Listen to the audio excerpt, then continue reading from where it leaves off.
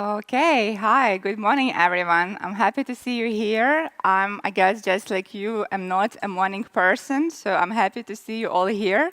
But also, but maybe we can take it slow and have a nice and relaxed and chill session. Still educational, but maybe kind of smooth our way into the day 2 of the conference. My name is Alina. I work at Oracle as a developer advocate for GraalVM. I have been doing this job for the past 7 years. I really love GraalVM. I would not be doing this job if I didn't like it. And I'm here to share with you some of my favorite things when it comes to GraalVM and also some of the observations that I have made by myself building AI-powered applications or observing other people building such applications and how I think GraalVM can help there in many different aspects. So before I dive into those actual AI applications and some of the common patterns that I want to show you, I would like to ask you who of you already is using maybe GraalVM? Okay, some hands in the room. Anyone GraalVM 25 specifically already? Okay, also some hands in the room. Very nice. I'm glad that you are on a very recent version of Java. So a little bit of where we are now and our future plans, just to give you sort of an overview. So we have moved to the Java 25 baseline. So as you know, Java is being released every 6 months, and it is quite a frequent release schedule to deliver those new Java features to you faster. But also there is this sort of notion and understanding in the Java community that some releases are maintained for longer, such as 25, which is considered by many an LTS release. And many people will tell you that LTS, it's not an official concept in the Java and OpenJDK world. It's a vendor concept, so many vendors can decide for themselves. But still, 25 is considered an LTS release by the majority. So we would like to do what most of the frameworks and libraries in the Java ecosystem do, and that is define a stable baseline that we can build on top of. So for the time being, we will stay on Java 25, which I think is a fairly recent version of Java. I hope it is recent enough for you, definitely recent enough for me. And this will apply to our both stable releases that only receive CPU updates as well as new feature releases. So we will have stable releases that you can just safely use in production if you want the maximum stability, or we will add also additional feature releases, also based on this stable 25 baseline, if you want to have new GraalVM features, but stable Java version. And you can tell me what you think about such an approach. I personally find it very useful, and I like it a lot, because for me, it means that I can have a Java version that I can trust and I know well, and it's very recent. But at the same time, I receive new GraalVM features all the time, so I can experiment and evolve much faster when it comes to GraalVM and maybe native image specifically. So that is the baseline, and then when the next LTS comes up, so 29, we will reevaluate and look at the needs of our community and most likely switch from 25 to 29 at that point in time. Now, I want to say a few words about the key ecosystems. I know that we are at a conference that is used to be primarily Java, but now is expanding into other sort of worlds and ecosystems, and we are doing something similar. So you might know that we support and love Java and JVM languages, but also we have all those other languages that are supported by GraalVM. And moving forward, we have very big, ambitious goals specifically for our Python implementation. So it's called GraalPy, and you can use it basically in two main ways. So you can either use it to embed Python code and Python packages in JVM applications, or you can run your plain Python code on GraalPy as your Python runtime. And you might know that there is CPython, which is sort of the default or most common Python runtime, but we have ambitious goals, and we think that we can establish GraalPy as a fair competitor in the Python space. Similarly for WebAssembly, I don't want to bore you too much with this languages part. If you are a language enthusiast, you can come talk to me later. But just a few words. So in the WebAssembly world, we can do two main things. So we can either run WebAssembly on GraalVM as a JVM. So maybe, I don't know, you want to embed some WebAssembly package in your Java application. Or we can turn things around, and we can compile JVM bytecode to WebAssembly. So hypothetically, and in the future, this is a bit more experimental feature by now, you can take your JVM application, maybe a Spring application, and compile to WebAssembly, and then you don't need to run it as a Java or native image, but you can run it as a WebAssembly, let's say, in a browser or any sort of WebAssembly runtime. And Java remains equally important for us. Java is not going anywhere. Java is specifically native image, so this ahead of time capability, we still work on it, and we have a lot of new features to show that I can share with you in a bit. And as everyone these days, we want to focus a little bit on the AI applications. So what I will show today is already working very well, where we can take your AI-powered Java application and compile it to native image with GraalVM. So that works already. But we have bigger, more ambitious plans in this AI world. So we think we can release totally new things for AI applications specifically. And this has not been released yet, but in a few weeks, I think you will hear some news for us. That is a bit of our future plans. If you want to look into specific features that we are working on and that will land in the next releases, I will share the slides. And we, as an open source project, have a community roadmap on GitHub where you can see what we are working on, what our community is working on, and what is planned to land in each of the next releases. Now, with that, I would like to switch to the actual sort of main topic of my session today and talk about some of the common concerns that I see from people building those AI-powered applications. I think many of us are building them now. I see a lot of discussions on Reddit, on Twitter, on different forums, people trying to build such applications and sharing some common concerns. So one thing that I see, especially in the Java community, where we are used to very rich tooling and a lot of capabilities and a very mature ecosystem, is that those AI-powered applications might be easy to prototype, but when it comes to production, so to actually deploying them, making sure they behave in a predictable way, security, etc., there are still many unknown things there. And I think, I will not say the GraalVM itself is an LLM on an LLM API, but when it comes to application behavior specifically, I would like to share a point of view where we can help you with that predictability of your application. Then the next aspect is dependencies. If you start building such new projects, your dependencies can grow very fast, and your project can get quite bulky. And this is another part where I think GraalVM truly genuinely shines, because GraalVM can help you take only the necessary parts of your dependencies, so analyze your whole project, and then only include the things that you actually need, and strip away everything that you don't need. So if you want to have, in the end, this highly optimized, very compact artifact, GraalVM is the way to go and the way to strip away all that unnecessary sort of fat from your project. And then AI or no AI, for many application cold starts are a bit of a concern, and even more so memory usage. Memory gets increasingly more expensive. I saw some news from some cloud vendors where they are reviewing their pricing in the direction of increasing. So memory, I think, will only get more and more expensive. And this is where, by using GraalVM, you can reduce your memory usage, I would say, for an average Java application, maybe by 3x. So either if you're using your own infrastructure or if you're paying for the cloud, you can use less memory. And then I think we've all seen some cases and artifacts where LLM-powered applications behaved very non-deterministic out of the box. So again, we cannot change the behavior of the AI APIs, but we can help you introduce a bit more sort of predictability and determinism into your application. So let's talk about that. And with that, I would like to switch to the overview of what we will cover today. So I will show you 3 applications that cover what I think are 3 common AI application sort of patterns or use cases.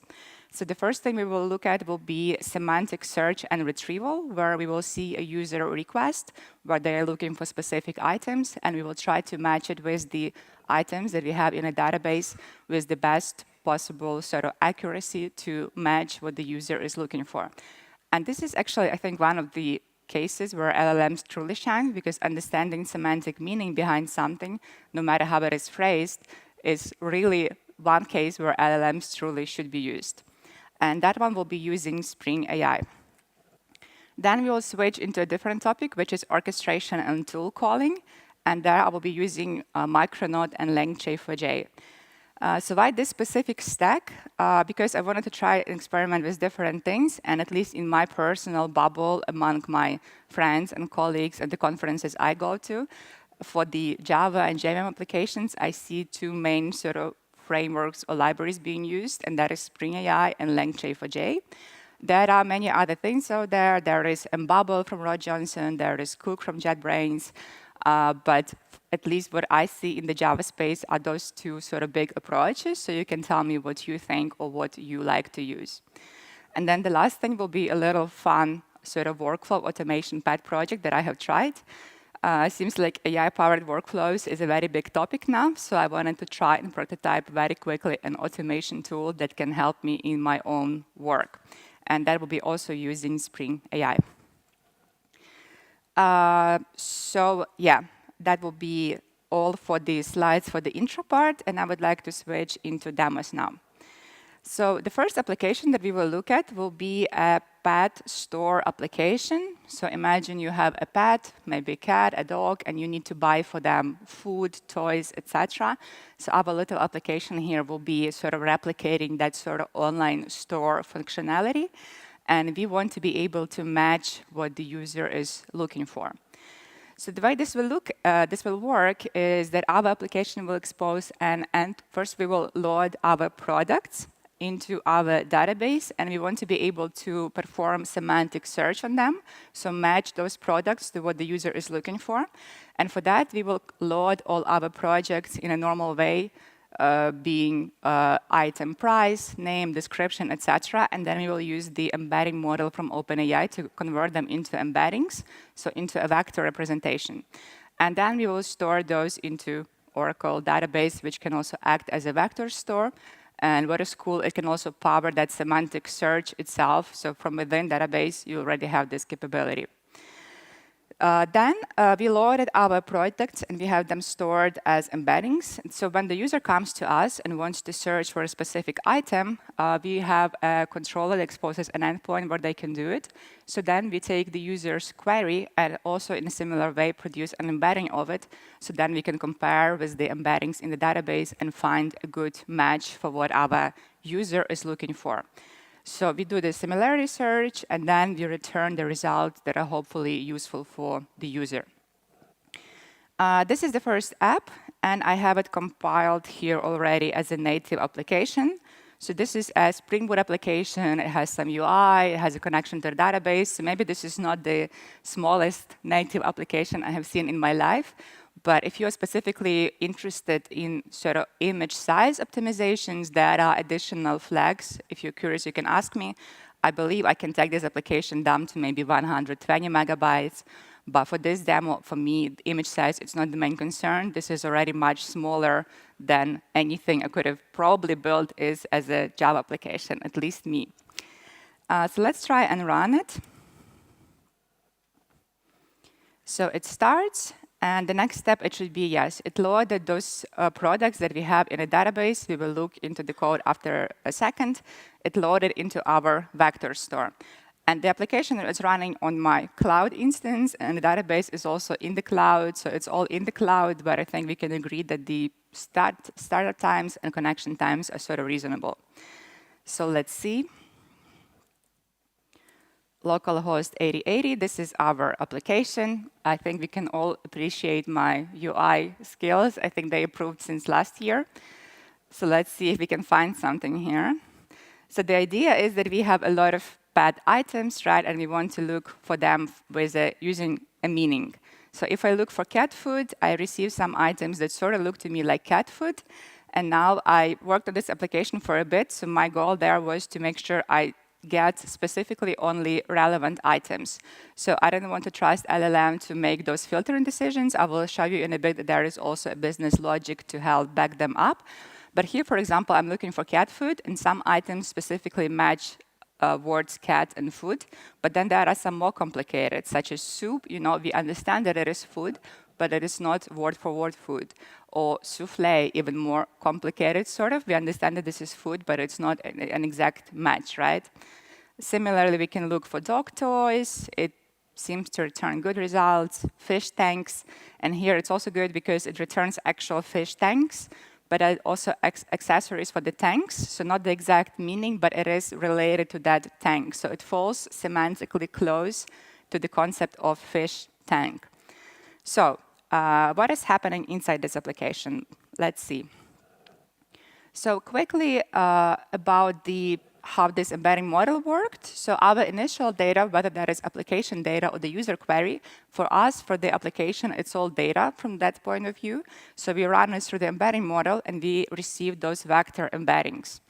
Now, when they are stored, what happens, I think you've seen some variation of this chart, probably a lot at this conference already.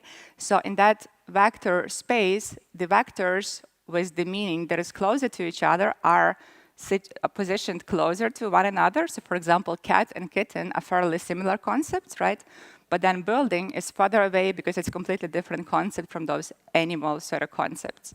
So we try to find corresponding products that are closer to the query that our user ran. So this was what was happening. And looking at the actual source code, I want to show you, if I can find quickly, my search service.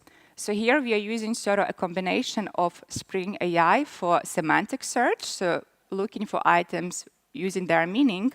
But also what we are doing here, we have a bit of a Java logic here to back it up and additionally filter the results, because I don't want to blindly trust the LLM to make this precise decision for me.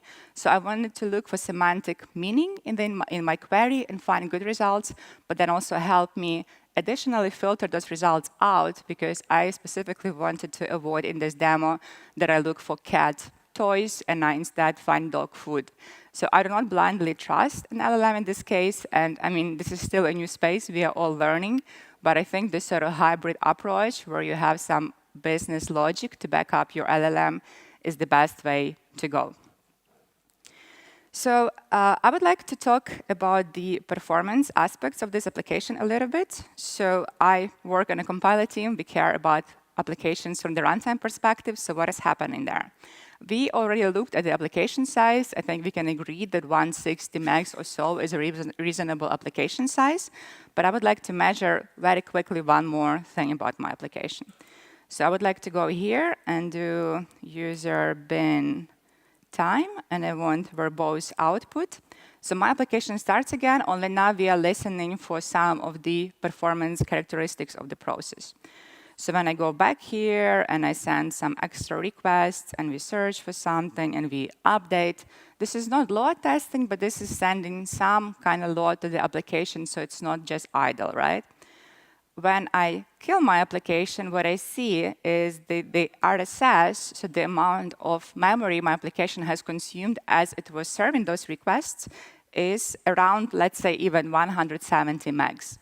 So this is not load testing. I realize this is still a reasonably low workload, but what I would like to sort of reiterate here is that you can have a full-blown Spring Boot web application talking to a database, handling user traffic, handling business logic, and still using this little of memory. And I think this is quite important because, as I said in the beginning, when talking about some challenges with AI applications, memory is very expensive and it will only get more expensive. So by having an application that uses less memory, you can tell me, probably happens to you that when you deploy a standard JVM application, you give it maybe, I don't know, a gig of RAM just to be sure. So with such a native application, you can give it way less.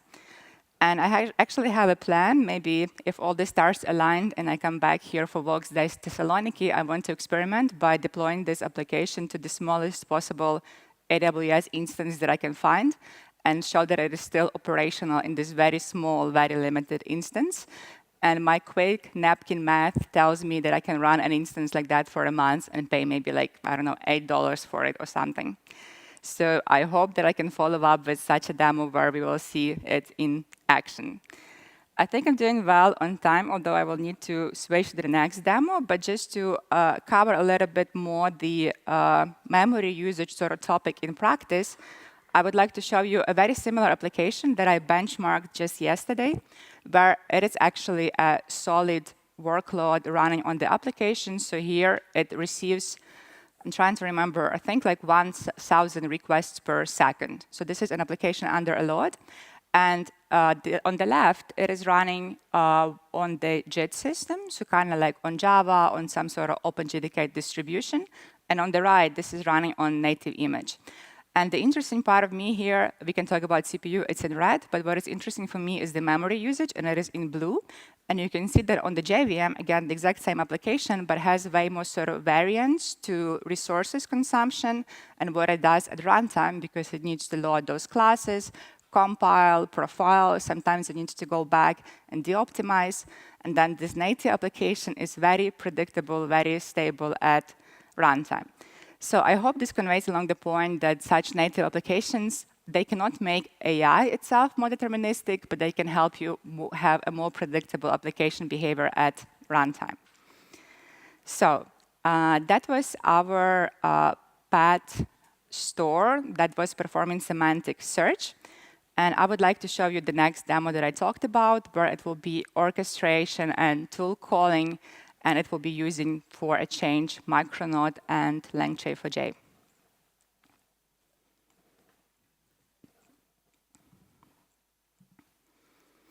So this will be our second application. Let's take a look what's happening here.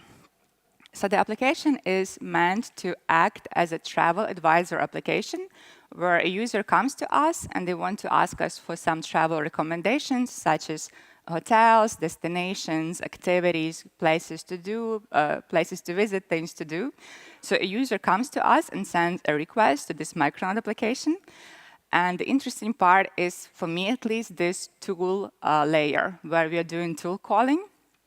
So tools, as you probably know by now, is a way to give LLM a more specific, more defined capabilities.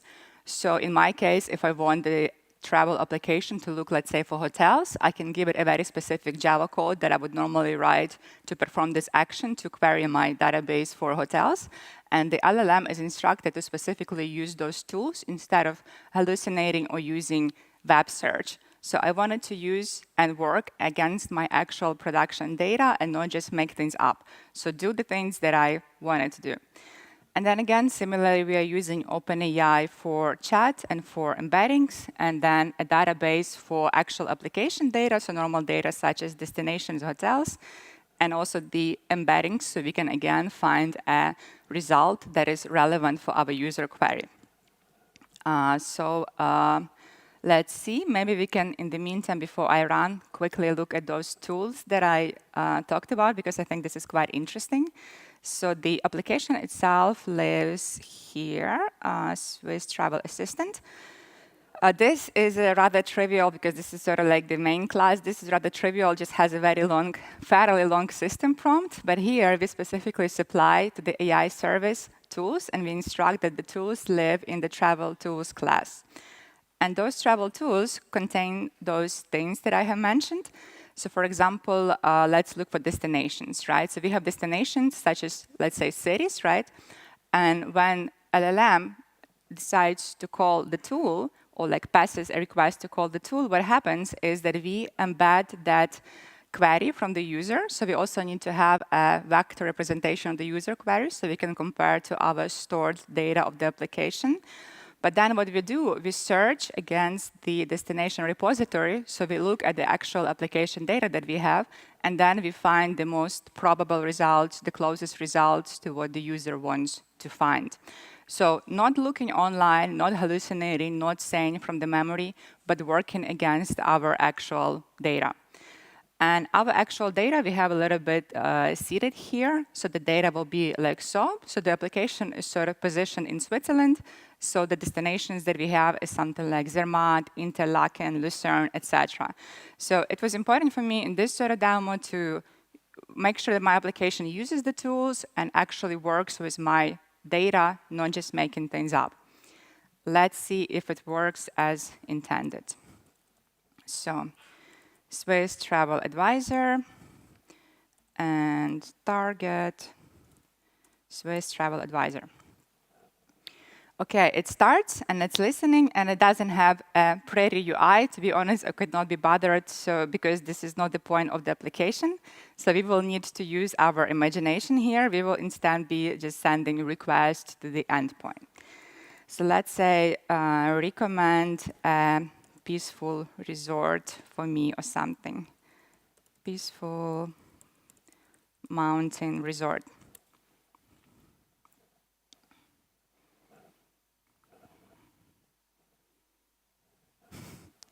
Good. So we got the results. I asked for peaceful and mountain, and we got the results that I think match that query quite well. And this is, again, semantic search in action, right? So alpine roughly corresponds to mountain, and then peaceful, a small village in the Alps, I think we can agree that it's peaceful. And again, this is the same data that we have in the application that we saw a minute ago in the data that we were seeding. So this is working against my actual application data. OK, so let's say I like those destinations, and maybe we need a hotel. So let's say recommend a hotel in Zermatt, and let's give it a good range. So maybe like so per night. So it needs to go back to my application data that is stored as embeddings, and then recommend some hotels based on that. OK, let's move this up. And now let's save something to a wish list. So this application, it has like a reading capability from the database, but it can also write data. So let's say we have a wish list and we want to store something there. So let's say we want to save those two things that it recommended. So let's say save Zermatt and Alpine Lodge to my wish list.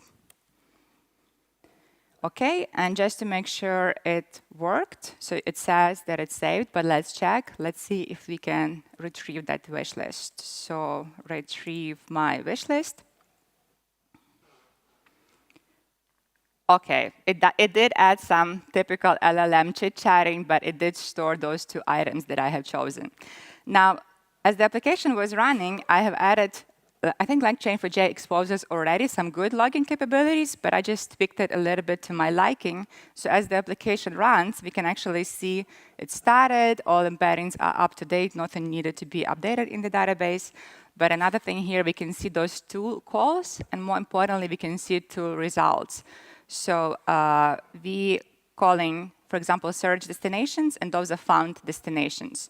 So those were actually the tools being used by the application and used to find those specific destinations.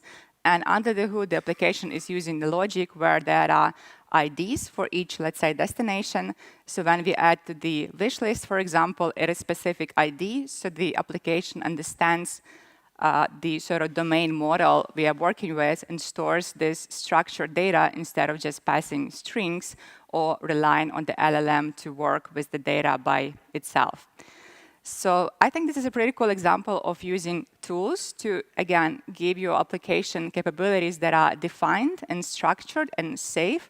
And for example, in this case, where we are working with data in a database, and even more so give a capability to write to the wish list or retrieve items, it is very important that we are giving the application the tools to do so in a way that is deterministic and in a way that we can trust. Because I don't know if it happened to you, but I think we've all seen multiple times where LLMs can hallucinate, but in a very sort of plausible manner. So if you do not pay enough attention, it's very easy to just fall for it. OK, and I would like to switch to the last app that I wanted to show you in this section of the talk, and that will be that little sort of helper application. So let's go and look at it. So this is called Agentic DevRel Helper, although agentic is maybe like a big word for it, but I wanted to try and experiment with building workflows with AI, and this is my first early days experiment. I wanted to actually use Mbabble for it, but my Mbabble knowledge is still like a little bit behind, although I think it is a good framework. You should check it out. So I just built it with the things that I know, so Spring AI and Spring Shell. So this is built as a Spring Shell application in this case. This one is fairly small, actually. And what it does, it's sort of meant to demonstrate as a demo. I would not use it in production personally, but as a demo, how it can help in my work as a DevRel. So for example, when I go to conferences, maybe I want to tweet something about it. Maybe I want to prepare some sort of blog post about it. Maybe I want to add an info about that upcoming conference to my page on GitHub. So I built this little application to help me with it. And now let's see how it works. So it starts. I hope you can see the screen, but maybe I can just clear and we can go again so it's on top of the page. OK.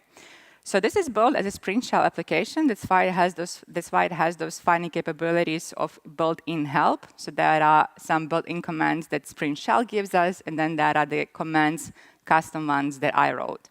So let's say we have an upcoming talk, and we want to have social media sort of drafts copy for it, and we want to add it to our GitHub page. So let's go ahead and submit it, and that will be generate assets and submit PR. Fun fact, I don't know if you've seen, but this Spring Shell, it takes tab as autocomplete, so it can help me pick up the command by doing autocomplete. I find this pretty cool. So let's see. We have an upcoming talk, so let's say it's going to be fast search with GraalVM. The conference will be Devoxx, the location will be Greece, and I think this is roughly the website, and we can skip the links to demos. So now it will go and take a second or two to generate all those assets and hopefully generate a pull request to add this specific talk to my GitHub page. Let's see. So it had generated some tweets. I personally would not connect my social media accounts. I don't trust LLMs that much, and it freaks me out when people just, use OpenClaw and let it give access to everything and just let it roam on their machines. So I would not trust it that much, but maybe I can use this as sort of inspiration. Then it sort of gave me some draft ideas for a blog post that I can write about it. And the most sort of interesting part for me, it created this pull request to my GitHub repo with my all upcoming talks.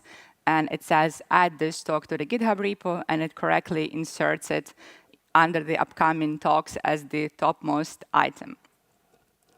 So this was a quick, fun little demo of playing around with those automation workflows.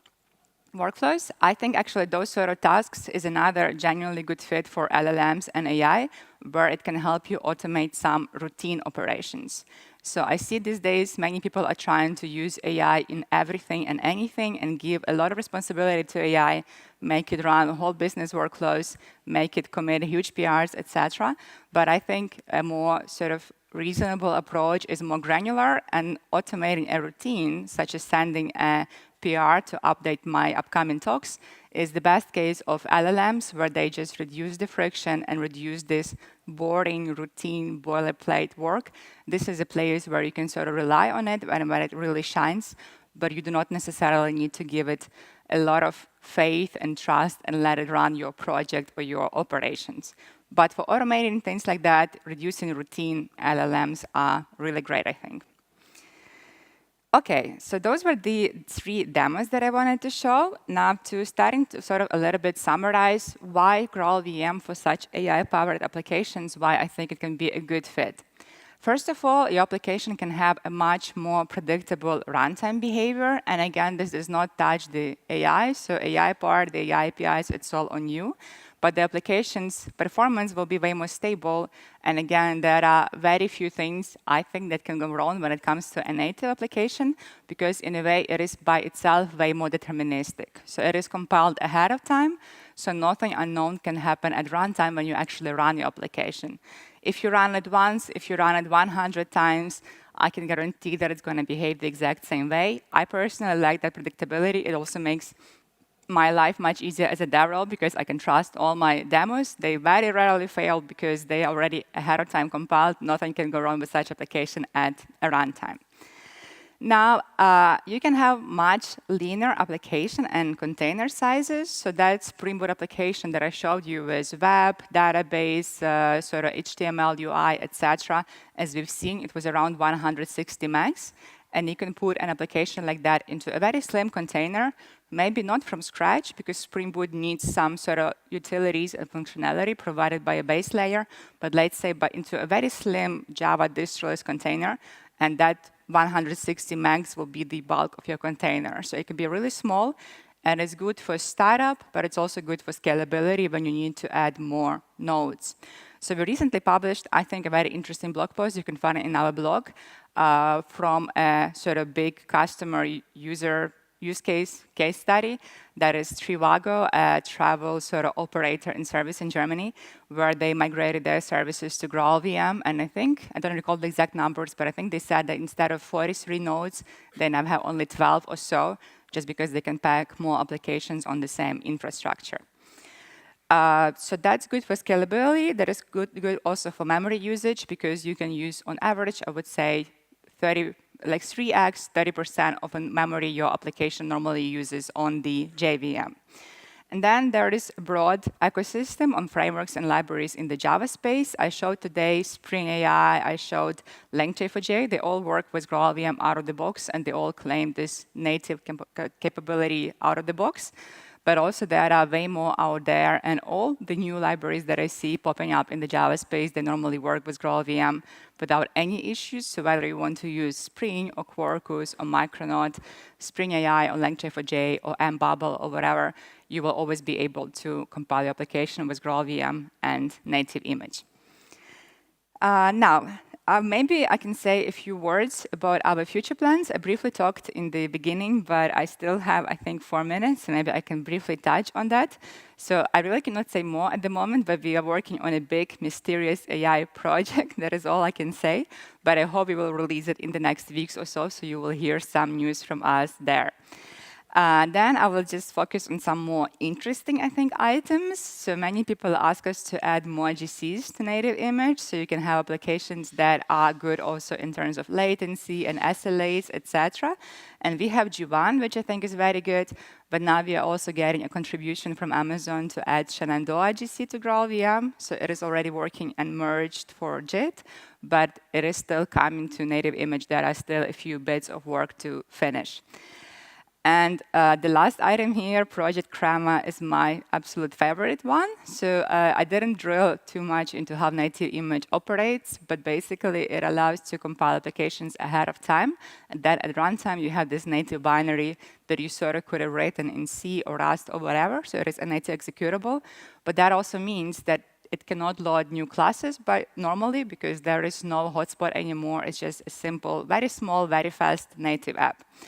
But we came up with a way to lift some of those limitations, and we have added a capability to native image to load new classes at runtime. So you still have this highly optimized, very fast, very efficient native application, but you will also be able to discover and load new classes at runtime, and this will solve some of the remaining issues of some of the libraries in the ecosystem that are maybe not compatible with native image because they want to load new classes at runtime. Previously, it was not possible, but it is possible now. And this is still in the works, but we are working on it and finalizing, and you can already try it with the latest release of GraalVM. Now, I would like to thank you and show you some of the links where you can find the demos and ways to connect. So the left QR code, those are all the demos on GitHub. And if you have any specific question about any of them, or if you have a use case for GraalVM and AI, or if you want to talk about the languages, which was not the topic today, but I'm still happy to talk about them. So if you want to talk about JavaScript, WebAssembly, Python, etc., I'm here also for you. And if you want to ask something, but rather you would do it privately, you can connect with me on Twitter. And please share your feedback, comment, and ideas in the conference app. Please come to me here to ask questions, and please enjoy the day 2 of the conference. Thank you so much.